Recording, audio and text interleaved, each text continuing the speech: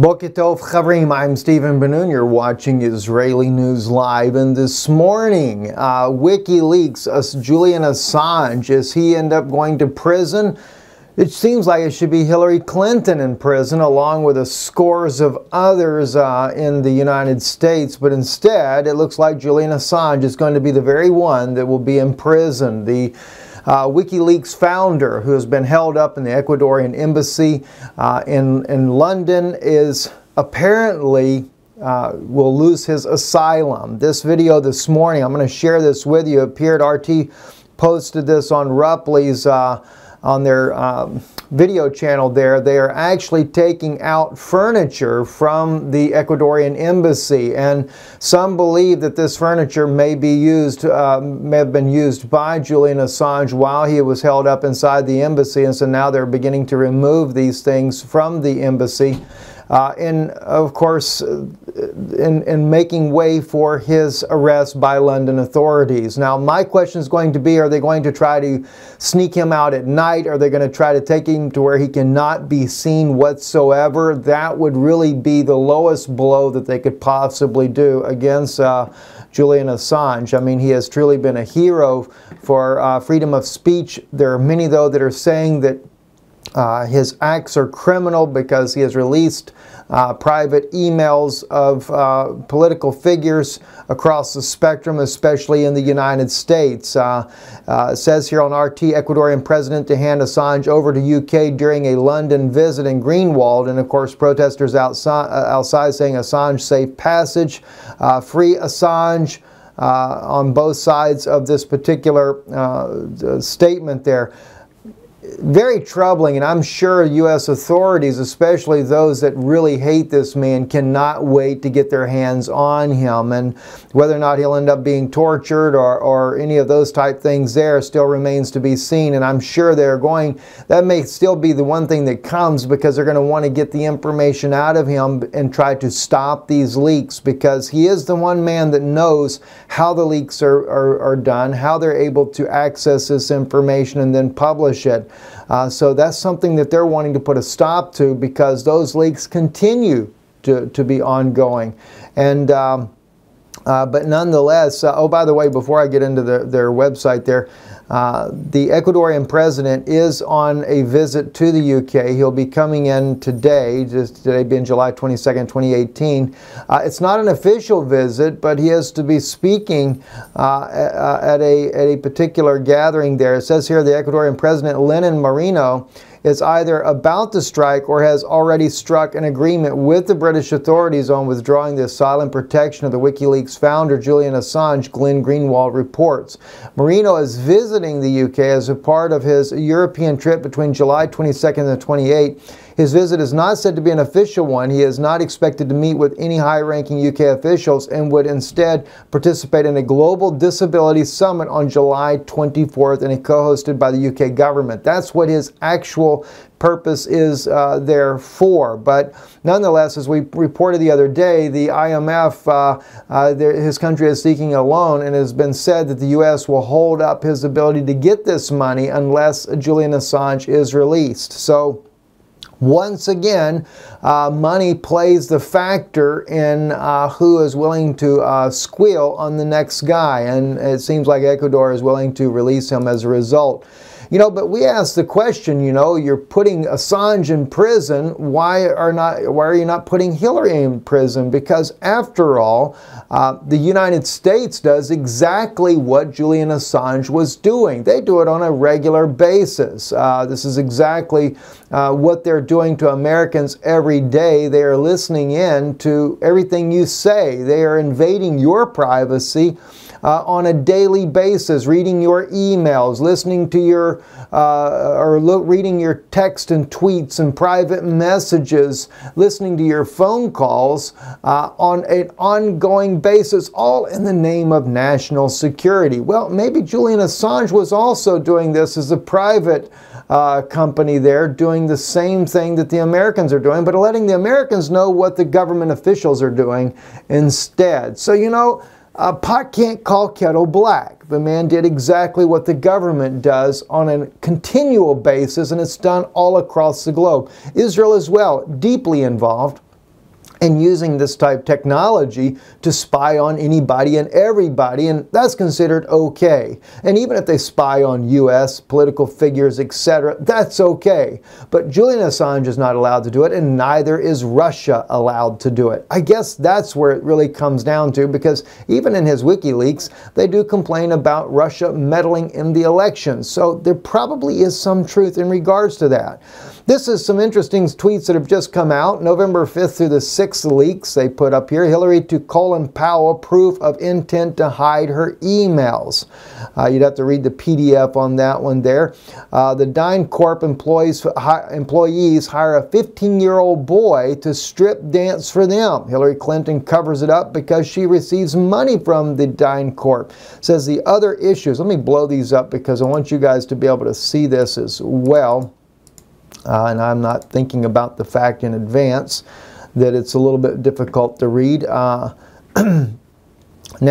it says right here, the other issue that surfaced at the time was a colossal error in judgment by one of the contractor's employees in the hiring of an adolescent boy dancer for some sort of event that at least to most folks looked very inappropriate. The post in a now looking at the dancing boy, which was not included in the April 17th article. You know, very, very sinister evil that goes on with these people here.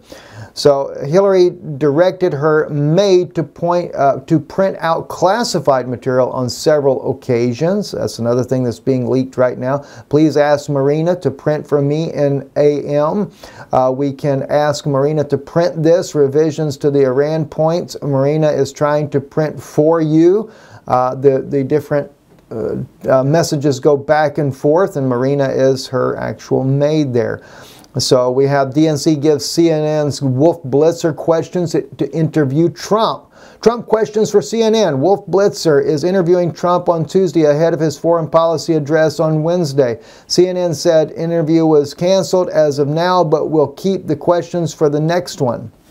CNN is looking for the questions. Please send some topical interest ones, maybe a couple on Farina. Someone please take point and send them all together by 3 p.m. Thank you. This is the list Brinster Sarge and came up with. Wow. It's kind of nice to know that you have the media in your back pocket.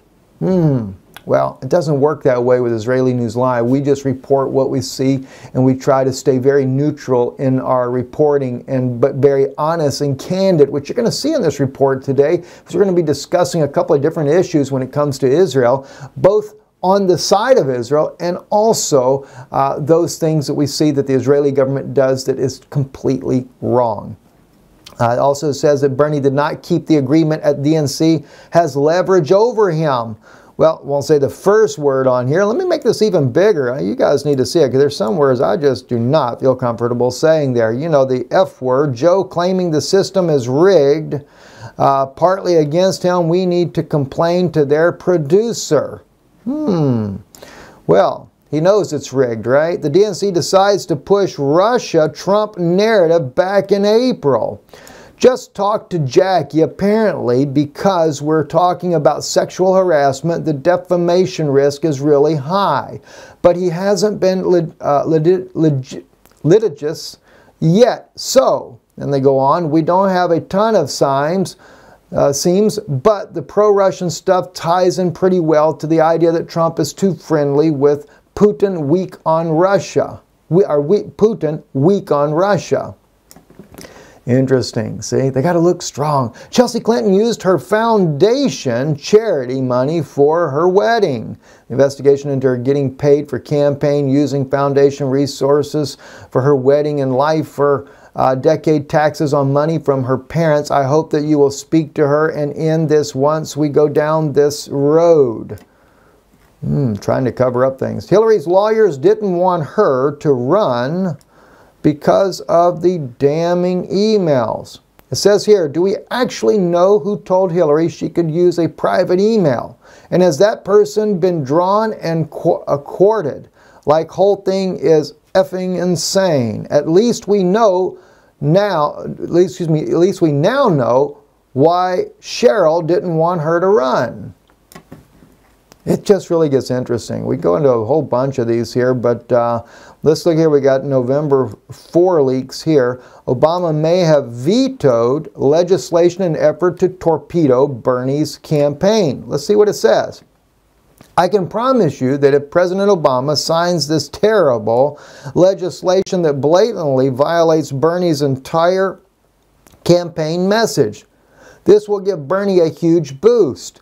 Signing this bill will result in adding at least another month or more of money and attention to Sanders' campaign.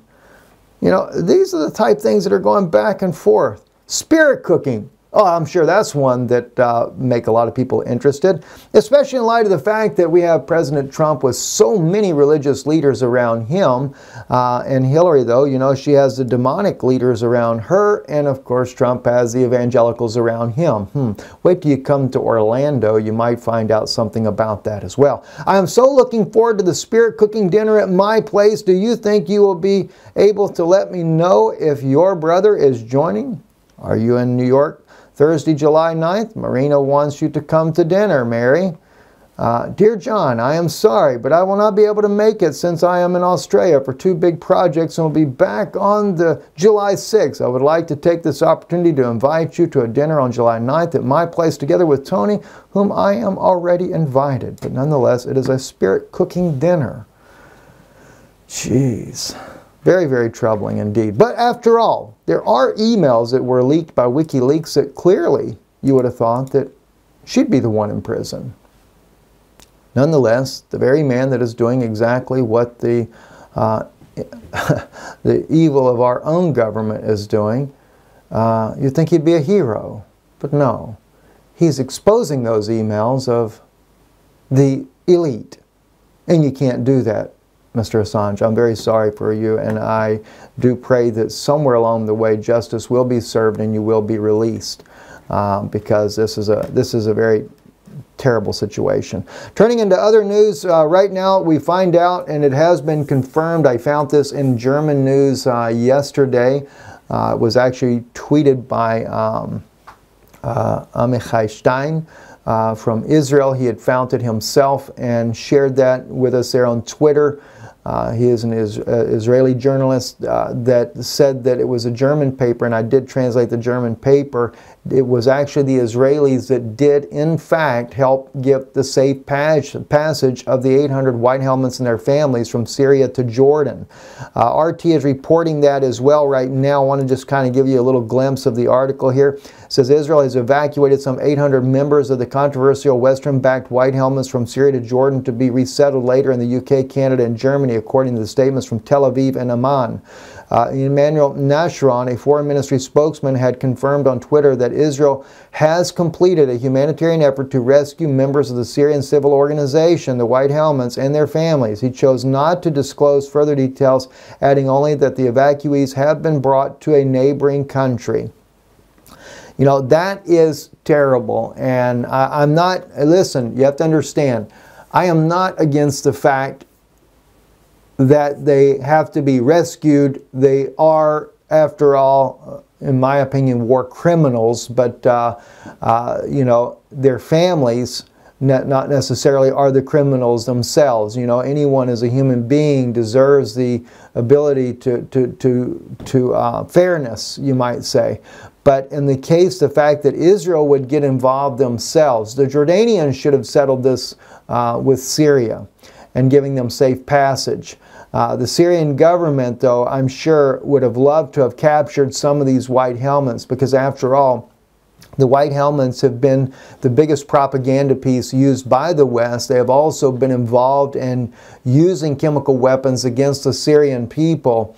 And I don't think that the white helmets feared the government as much as they feared the Syrian people of reprisals if they were to get a hold of them, because after all, they were using them in staged videos. They were a part of the terrorist organization that would put the Syrians in cages so that when the Russian and Syrian government would be bombing those areas, they would be killed, and they would use those people as their propaganda piece. These were the type of of images and things that were coming out of the Middle East from different reporters, honorable reporters there, that were showing just how sinister this group actually was. And it's a group that is very much backed by the U.S. and the State Department. And to see that Israel gets involved in rescuing them and taking them to Jordan only shows complicity of Israel with the propaganda of the U.S. and what they have done with the white helmets. That's what's really, really troubling to me. On another note, though, I got to stand up for the Israelis on this particular one here. And again, it kind of shows, you know, the situation of what's going on. Now, in this video here that you're going to see, you see one person laying down on the sidewalk here to begin with. This is something that's not pointed out at all in the video that we're about to watch here. But there is a man laying down on the sidewalk. Now, the video that is brought out, and this is one of the people that we follow on who is a Turkish man. He had translated this tweet here. In Israel, a group of Israelis attempted to crush a Palestinian woman by a car and attacked with a chair. All right. Now, I'm not saying that the woman that you're going to see here is not disgruntled from maybe something that has happened to her already. You know, maybe she had family members killed by the Israeli forces. I'm not sure what's going on. I don't know her story. I don't know her side of the story here.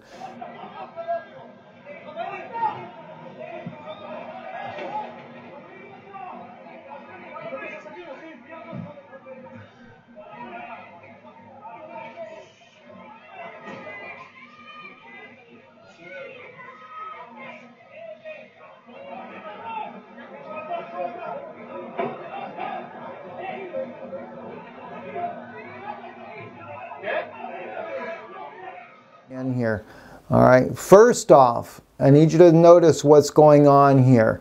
Everyone is saying that, you know, it's unreal. They say she's angry. They do say that, and I agree, she's angry. And there's, like I said, we don't know the reason for why she is angry. But they say that Israelis are trying to crush her with a car. All right, but first notice at the bottom of your screen, you got this guy right here laying here on the ground already. All right, she's right here. She is running around. Now watch what happens here real quick at the very bottom of your screen. All right, you don't see it but just a minute. The guy is kicking around on the ground. Something has happened to this man. All right. Then we're going to go a little further. All right. Notice that guy, he's just running from this woman. Why would a man run from a woman? You have to first ask yourself that question. Why? She's coming. Now watch the car. The car hits her, but the car also brakes. The car is not trying to really crush her, but it seems that the driver is trying to knock her off balance as she comes forward there. Then you have the guy with the chair. Okay? So, watch what happens now. All right, she comes back at him. All right, right there, right there. I'll stop the video. We blew the video up to as high of quality as what we could. You cannot tell. You can't tell with complete certainty. But when she raises her arm up like this here, it appears to be, and I blew this up to about 400%, he's got a chair, that she has some sort of weapon in her hand, probably a knife or scissors, because we see the other man that's laying on the ground there already. So it's like she's taken out one guy, now she's coming up ready for another strike. But this guy has a chair. Now it makes sense, though, why the chair. The chair would give you some bit of a safety from the knife itself. But the other guys do not have chairs, so they're all running from the woman. So in some instances, she would have already been shot and killed, because many of the Israelis are already armed. And perhaps even the guy here may be armed. I can't quite tell what's on his side here in the video, but he may be armed. But I think they don't want to kill the woman. So instead, they take her down with a chair. Now, that's at, and I don't know, I looked at it originally at like 11 seconds into the video. All right, but he pushes her with the chair. You can still see the chair. If you back up just a touch here, where is it at? Let me get this at the right spot. All right, now the other guy's coming with a chair as well, but he'll throw his chair off. They've got her down on the ground. Now, They say the woman was beaten very badly, and she may have been beaten. I'm not saying that she wasn't, and I don't agree with that. Once you have a person disarmed, you've got them down. You arrest the person, you deal with the situation in a proper judgment. And I don't agree with the idea of military court judgment either in Israel against the Palestinian people. They need to have the right representation. All right, this is totally wrong there. But she's on the ground. I don't see at this point here, and I've looked at this very closely, from everything that I can see on this, I don't see any part where she's being kicked or anything like that. And I've seen that many times. I don't see that there. So if she was beaten later, that's what some of the claims are there. It may have been afterwards down at the prison or whatever the case may be. And she is bumped by the car, so she may have bruises as a result of being bumped by the car. But again, it's not, and I have seen ramming attacks. I have seen Palestinians hit by cars going at full speed and intentionally swerving into Palestinians. So there is wrong things being done that's totally not right. And I'm talking about just, I saw in one particular video, an Israeli that ran over a mother and child walking down the edge of the street there, just going around the edge of a car there, and then the car turned and swerved and run the woman and her child over. Very serious situation, but in this case here, the driver appears to only try to knock her off balance. Hopefully that they can subdue her in this way here, and it doesn't appear to be anything other than that. So, you know, this is more like Israelis should act. You know, you're dealing with a situation and they're not trying to kill the woman. No one is trying to shoot her and take her out, but they're trying to find a way to stop her. And again, at the very beginning of the video, when you look here, there is a man down on the street already. He's kicking around when the video first starts. So maybe she did stab the first guy there and she's going after others. In most cases, if it had been a man Palestinian, they would have shot and killed him. But with it being a woman, they're trying to disarm the woman and to do that. So, like again, you know, when I first saw the video, I was horrified. I couldn't believe that you know, Israelis would try to crush a woman with a car, and why they were doing this to this woman because she was angry. But then I began to really examine the video and see what was going on, and that's what we try to do with each and every case, so that we can make better judgments, because you're not there. You don't know what's really happening.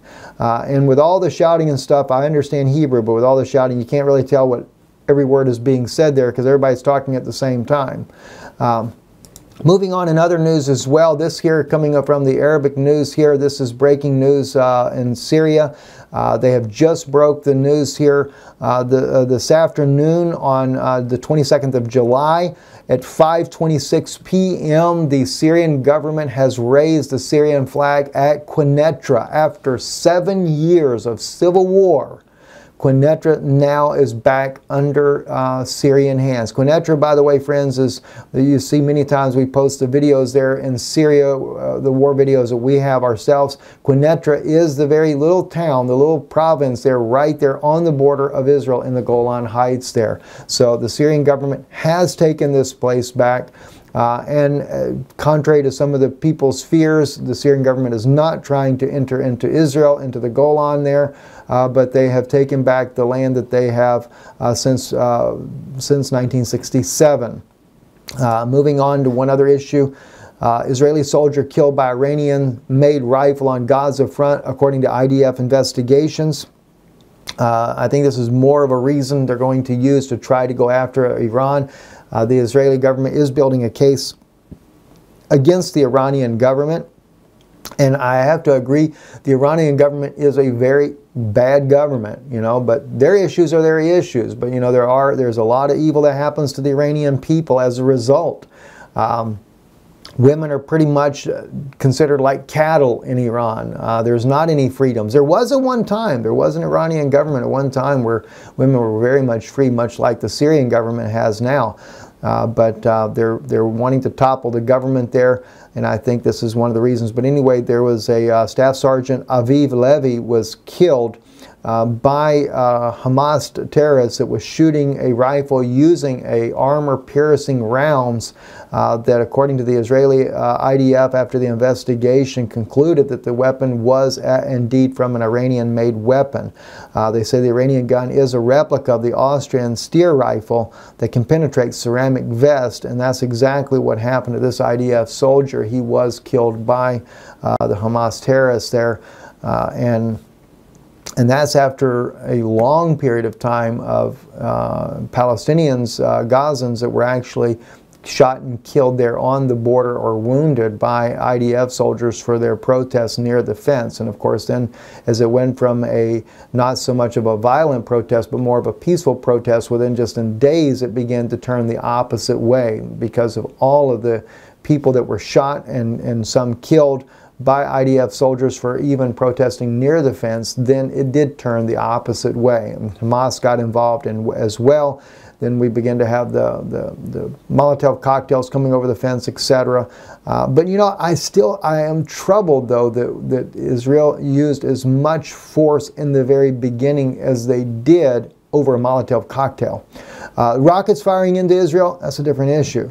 But you know, Israel could have put a stop to this, I think, sooner had they wanted to.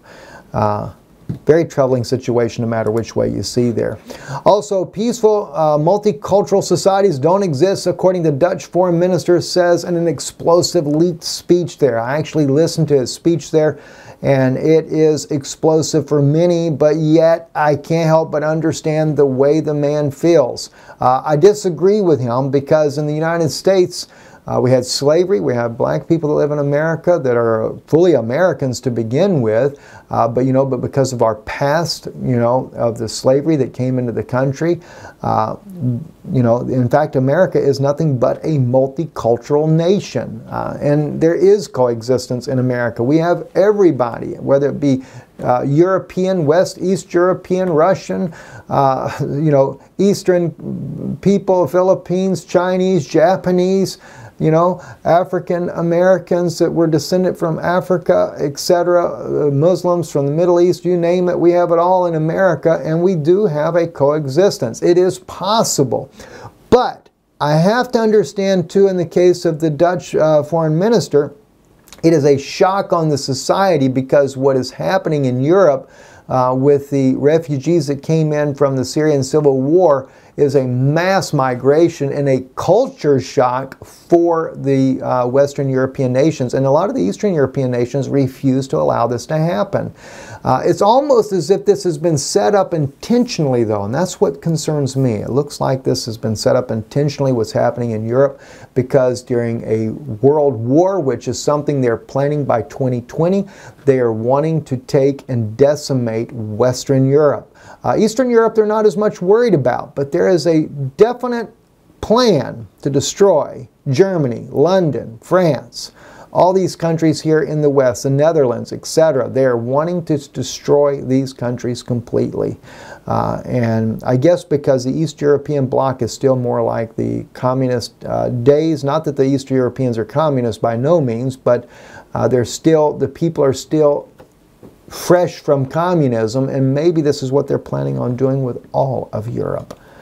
After all, it seems that the Vatican really prefers communism over democracy. I'm Stephen Ben-nun. You're watching Israeli News Live. Boker Tov.